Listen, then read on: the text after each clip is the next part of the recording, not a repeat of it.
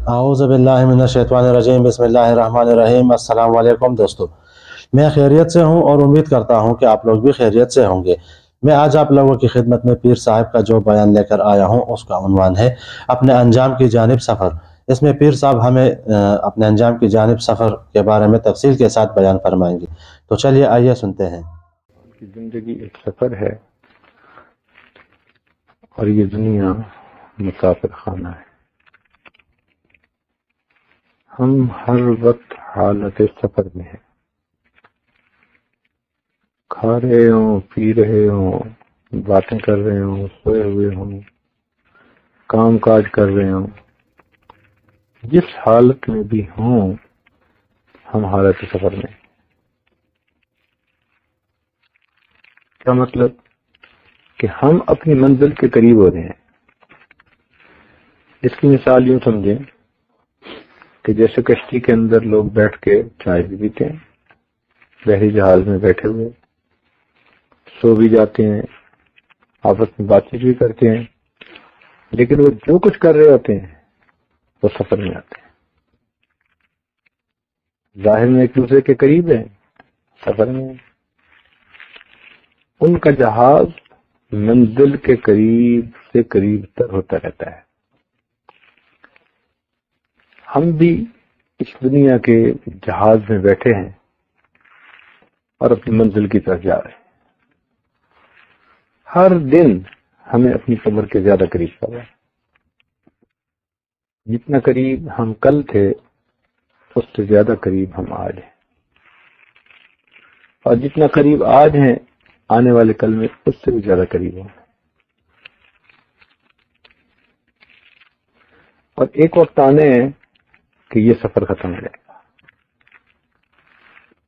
उस वक्त बिल्कुल ये नहीं पूछा जाएगा मेरे बंदे तेरे काम पूरे हुए या नहीं, तूने जो वादे लोगों से किए थे वो पूरे कर लिए हैं या तुम्हें और थोड़ा सा वक्त दे दें, वाइंड अप करने का टाइम दे दें। नहीं, जब वो मंजिल आएगी इंसान को उठा लिया जाए। अब ये जिम्मेदारी इंसान की है कि उस पॉइंट के आने से पहले पहले अपने आप को फारिग कर ले। अल्लाह ताला ने तो बतला दिया, हदीस में नबी इस्लाम ने भी अच्छा समझा दिया।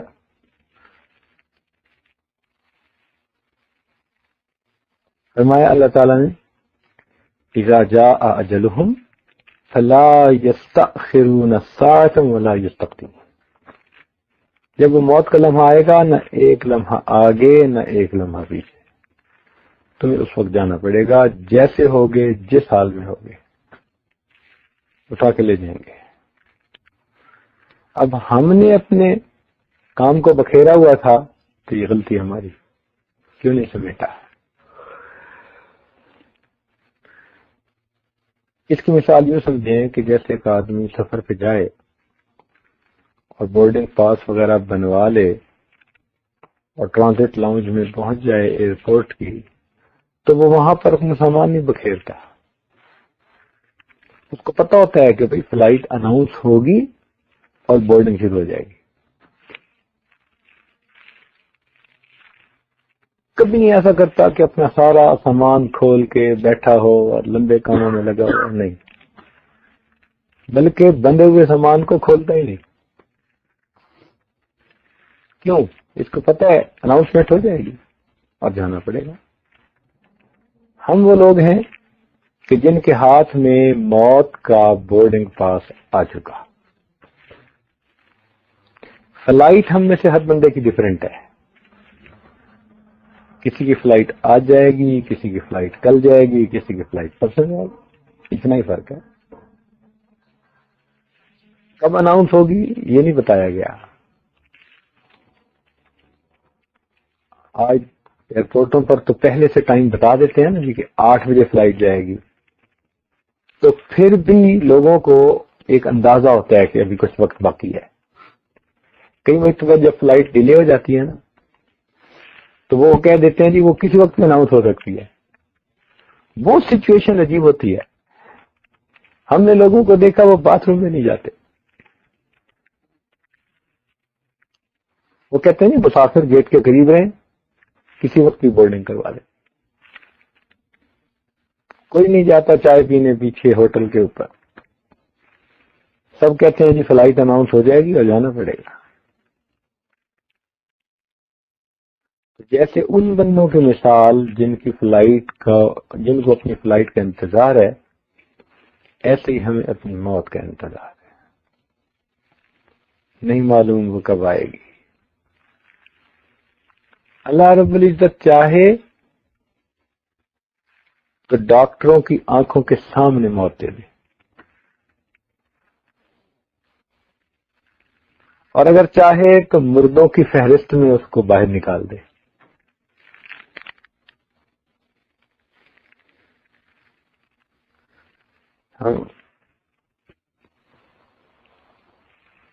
لاہور میں ایک ڈاکٹر ہیں، ڈاکٹر شہریار، ہارٹ اسپیشلسٹ ہیں. ملک کی سطح پر ان کی بڑی شہرت ہے، بڑے بڑے ڈگنیٹریز کے وہ ہارٹ اسپیشلسٹ ہیں، اور اللہ نے ان کو بڑا علم اور بڑا اللہ نے ان کو تجربہ دیا ہے. ایک آدمی ان کے پاس چیک اپ کے لیے آیا،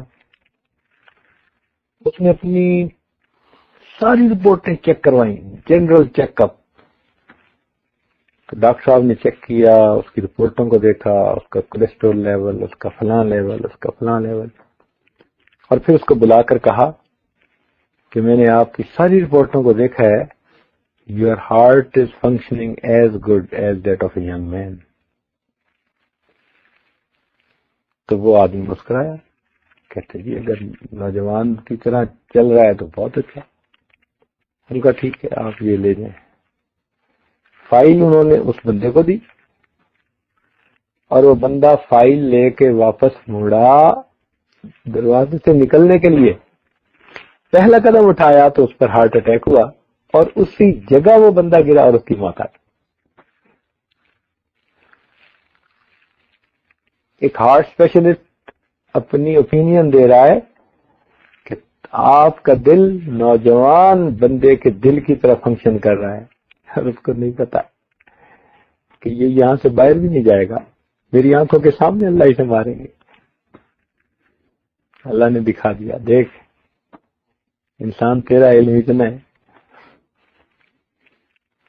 آنکھوں کے سامنے، حیرت کی بات ہے نا، آنکھوں کے سامنے ہارٹ اٹیک، وہی موت آ گئی. تو اللہ تعالیٰ چاہے تو حکیموں کے، ڈاکٹروں کے آنکھوں کے سامنے بندے کو موت دے دے، اور اللہ تعالیٰ چاہے تو مردوں کی فہرست میں اس کا نام نکلوا دے. ہمارے ایک دوست سلسلے میں بیت میڈیکل ڈاکٹر ہیں، وہ پہلے ایم ایس رہے کسی جگہ.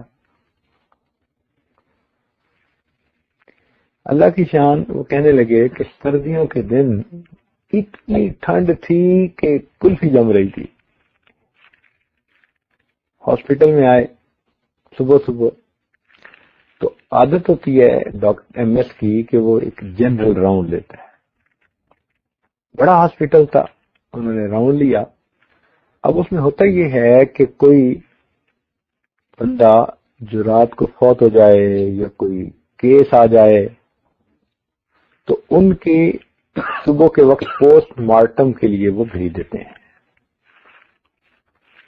تو ان کی وہ لسٹ علیحدہ بنتی ہے، کہیں ایک بندہ ہوا، کہیں 2 بندے ہوئے، کہیں 5 بندے ہوئے، ان کو پوسٹ مارٹم کے لیے بھیجتے ہیں. ڈاکٹر صاحب کہنے لگے کہ میں ابھی راؤنڈ کر رہا تھا کہ ایک نوجوان ڈاکٹر میرے پاس آیا اور کہنے لگا جی وہ لسٹ جو آج ہے وہ ڈاکٹروں نے بنا دی ہے. تو میں نے دیکھا کہ 4 آدمی تھے جن کے نام یہ وہ فل ڈیٹیل دی ہوئی تھی، تو ان کے پوسٹ مارٹم کی اس فہرست پر مجھے سائن کرنے تھے. وہ روٹین کی چیز تھی، میرے سائن سے وہ اجازت مل جاتی تھی. دستور یہ تھا کہ ہاسپٹل میں انہوں نے ایک سرد خانہ بنایا ہوا تھا، تو جب بھی کوئی ڈیتھ ہو جاتی یا کوئی ایسا کیس آ جاتا کہ جس کا پوسٹ مارٹم ہونا ضروری ہاسپٹل میں، تو اس کو وہاں سرد خانے میں رکھ دیتے.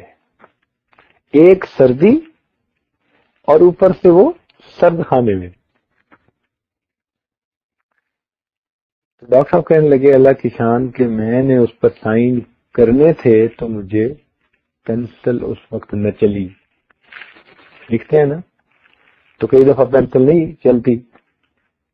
تو میں نے اسے کہا اچھا بھائی تم چلو وہیں، میں راؤنڈ کر کے وہیں آتا ہوں، وہیں سائن کر دوں گا. وہاں سائن کرنے کے بجائے میں نے کہا وہاں کر دیا. اب پورا راؤنڈ کر کے جب میں 10-15 منٹ کے بعد وہاں پہنچا تو میرے دل میں خیال آیا کہ میں ان کو دیکھوں تو صحیح. کہ میں ان کا نام پڑھ کے دیکھتا رہا. وہ سب پڑے ہوئے تھے اور ان کے اوپر صرف ایک چادر تھی، ننگے بدن جیسے ہوتے ہیں ڈیڈ باڈیز کے، اور اوپر ایک چادر ڈالی ہوئی تھی. That's it. کہنے لگے کہ اس میں نے دیکھا ایک کو، پھر دوسرے کو، پھر کہتے ایک بوڑھا تھا اس میں سفید بالوں والا. پتہ نہیں کیوں میرے دل میں بات آئی کہ نہیں اس کو جو ہے نا چیک کرنا چاہیے. اب ظاہر میں وہ بھی ٹھٹ رہا، وہ بالکل اسی طرح پڑا ہے جیسے مردہ ہوتا ہے. تو میں نے اسے کہا کہ وہ جو فٹ کا دورہ پڑتا ہے نا، اس کا ایک ٹیکا ہوتا ہے، کوئی لگاتے ہیں یہ ڈاکٹر لوگ، اس کو وہ ٹیکا لگاؤ. اس نے کہا جی اس کے تو فیٹل سمٹم سارے یوں ٹریس ہوئے اور یوں موت آئی، اور یہ پوری ہسٹری اس کی فائل کے ساتھ تھی، پورے سٹاف نے تصدیق کر دی. میں نے کہا یار ٹیکا ہی ضائع ہوگا نا، لے کے آؤ. کہنے لگے حضرت اللہ کی شان دیکھیں میں بھول نہیں سکتا اس وقت کو، ہم نے وہ ٹیکا لگایا، وہ بندہ اٹھ کے بیٹھ گیا.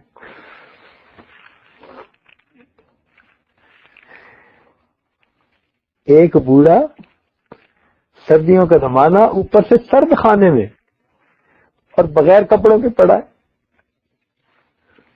اکڑا ہوا. تو اللہ تعالیٰ چاہے تو ڈاکٹر کی آنکھوں کے سامنے موت دے دے، اور اگر چاہے تو مردوں کی فہرست میں لکھا ہوا نام ہے اس نام کو واپس کرا.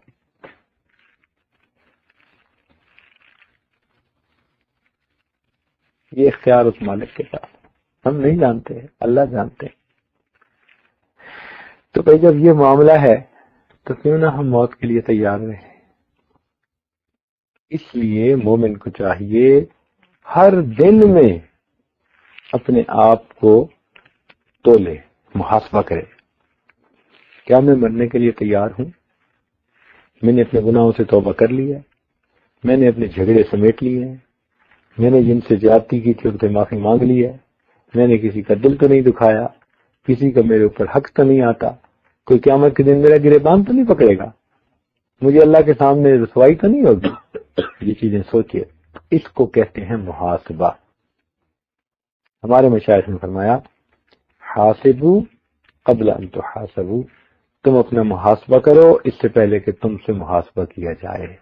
کیا مطلب ہے کہ جب آڈٹ والوں نے آنا ہوتا ہے نا تو ایک بندہ کم از کم اپنے اکاؤنٹس کو ایک دفعہ دیکھ ضرور لیتا ہے. بھئی آڈٹ والوں نے آنے ہیں، میں دیکھ تو لوں اکاؤنٹ ہے کیا. اب جس بندے نے اپنے اکاؤنٹس کو دیکھا ہی نہیں، کلوز ہی نہیں کیا اپنے اکاؤنٹس کو، جب آڈٹ والے آئیں گے تو شرمندگی ہونی ہے نا اس کو. تو یہ جو محاسبہ ہے، اس محاسبے کا مطلب کہ آڈیٹر کے آنے سے پہلے اپنے اکاؤنٹ کو کلوز کرنا. تو ہم ہر رات میں اپنے اکاؤنٹ کو کلوز کر کے سویا کریں. جو گناہ ہے اللہ سے معافی مانگ لی. اگر کسی کے بارے میں دل کے اندر کینہ ہے اس کو معاف کر دیا، اور اگر سمجھتے ہیں کہ فلاں سے ہم نے زیادتی کی تو اس بندے سے معافی مانگ لیں. دنیا کی معافی آسان ہے. وہ زیادہ سے زیادہ ناراض ہی ہوگا نا، ناراض ہوگا، غصہ کرے گا، آپ تھوڑی سی منت سے معذرت کریں گے وہ معاف کر دے گا. لیکن آخرت میں تو وہ شیر ہو جائے گا، وہ کبھی معاف نہیں کرے گا، کہے گا مجھے نیکیاں دو اس کی. تو اس لیے اپنا محاسبہ کرنا یہ ہر سالک کا روزانہ کا کام ہے، تاکہ اللہ تعالیٰ قیامت کے دن کے محاسبے سے محفوظ فرما لے. وآخر دعوانا ان الحمد للہ. تو جی دوستو، جیسا کہ آپ لوگوں نے سنا، آج کے بیان کا عنوان تھا اپنے انجام کی جانب سفر. امید کرتا ہوں کہ آپ لوگوں کو یہ بیان پسند آیا ہوگا، اور انشاءاللہ بہت جلد میں آپ لوگوں کی خدمت میں ایک اور نئے بیان کے ساتھ حاضر ہوں گا. تب تک کے لیے مجھے اجازت دیجیے گا. اللہ حافظ.